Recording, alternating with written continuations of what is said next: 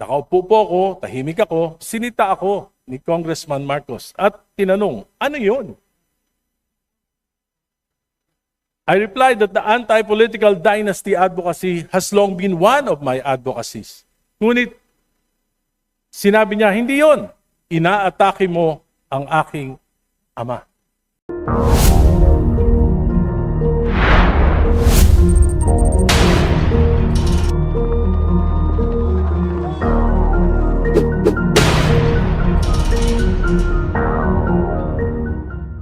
Yesterday, I was removed and replaced as senior deputy minority leader without any stated reason. But let me say this clearly. I have no bitterness about my replacement.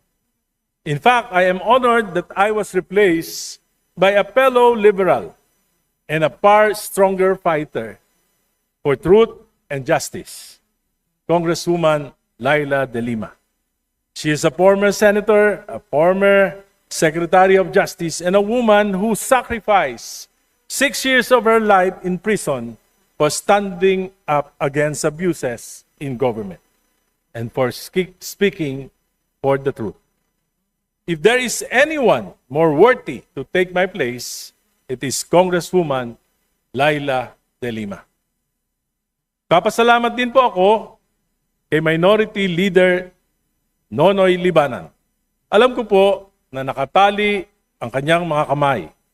Malaki na rin po ang kanyang sakripisyo sapagkat madalas siyang tinatawagan ni Majority Leader Sandro Marcos dahil sa aking tuloy-tuloy na kritisismo sa mga polisiya ng Administrasyong Marcos.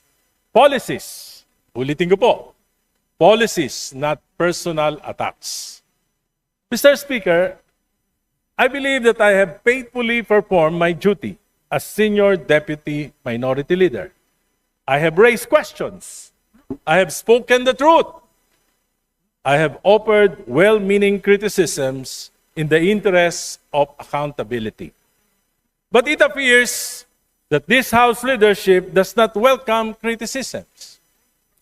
And that, Mr. Speaker, is the real problem of dynastic politics.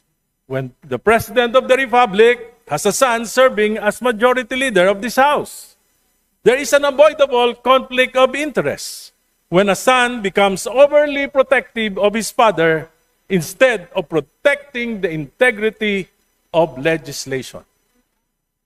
Some time ago, I spoke about the failure of President Marcos to protect the integrity of the 2023, 2024, and 2025 national budget. This Congress inserted and diverted some 1.45 trillion in the national budget. This is unprecedented in the history of our country. Defunding major foreign assisted projects and even the computer-generated maintenance allocations for our national highways. Kaya nagkasira-sira na po ang ating mga major highways. Funds from the PhilHealth and the PDIC were also diverted. Money that should have protected the health and savings of our people, only to end up in ghost projects or substandard infrastructure. And so I ask, why did President Marcos allow this? Why did his cabinet remain silent? How could such massive diversions happen under his watch? Mr. Speaker, it is difficult to believe that this could happen without the knowledge, if not the tolerance, of the President himself, especially when the Speaker then of this House is his own close relative. Hindi pa po ako tapos magsalita nang ako ay sunduin ni Minority Leader Congressman Libanan at dalhin sa opisina ni Majority Leader Sandro Marcos. Pagdating po namin, nandoon na rin si Speaker Bogie D. Nakaupo po ako, tahimik ako, sinita ako ni Congressman Marcos at tinanong, ano yun? I replied that the anti-political dynasty advocacy has long been one of my advocacies.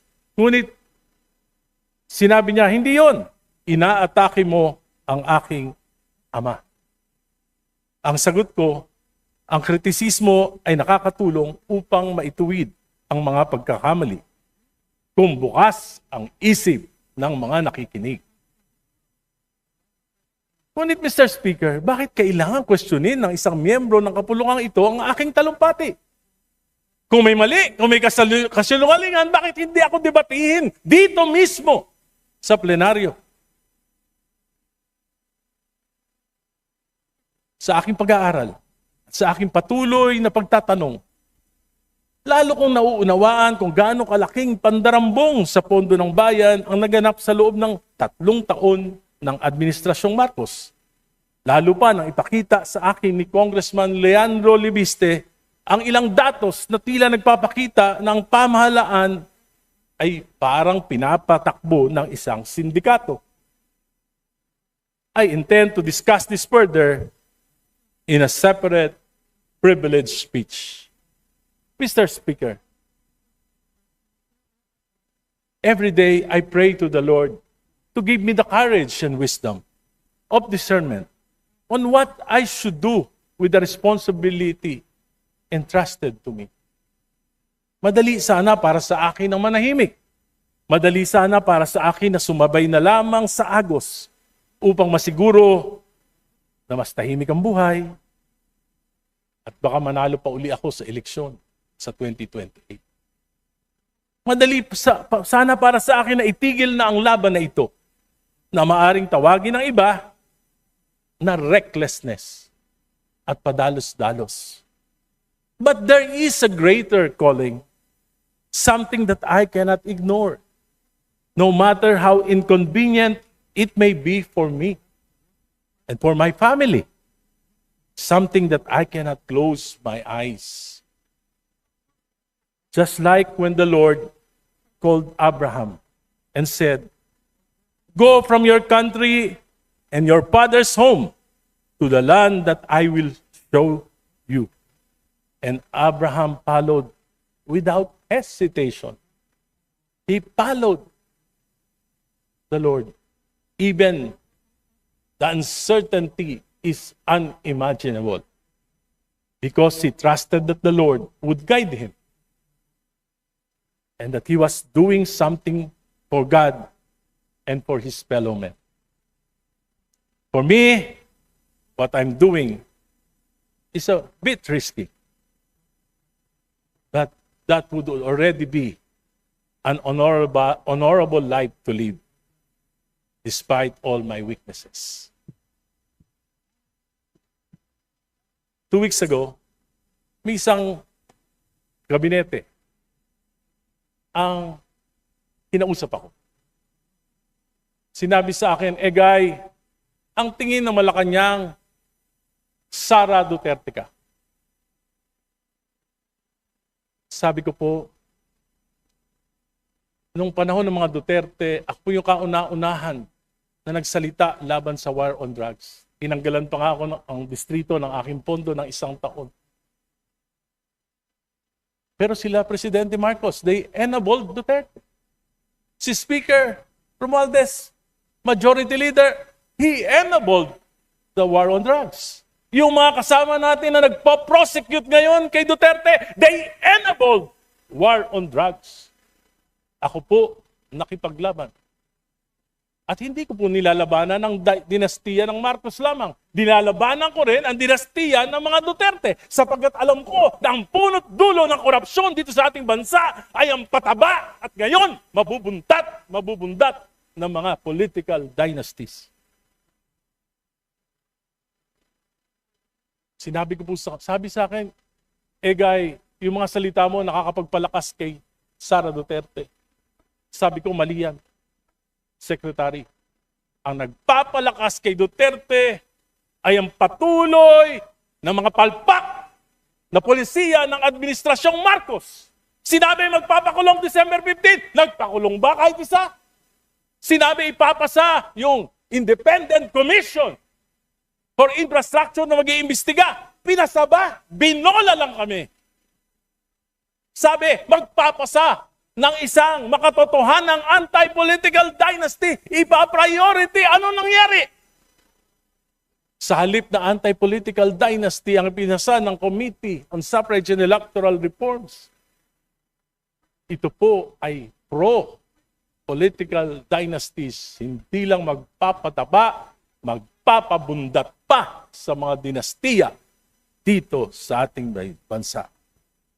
Today, I bow out as Senior Deputy Minority Leader of this House. But I am even more emboldened to be a stronger voice against what is wrong with our system. I may no longer have the position. I may no longer have the committee membership. But I still have the knowledge. I still have the experience. And I have still the voice and commitment to stand against what is unjust, what is corrupt, and what is abusive. I am no longer Senior Deputy Minority Leader, but I will be the equalizer in this House. Thank you, Madam Speaker. Thank you, my colleagues, until my next privilege speech. Thank you.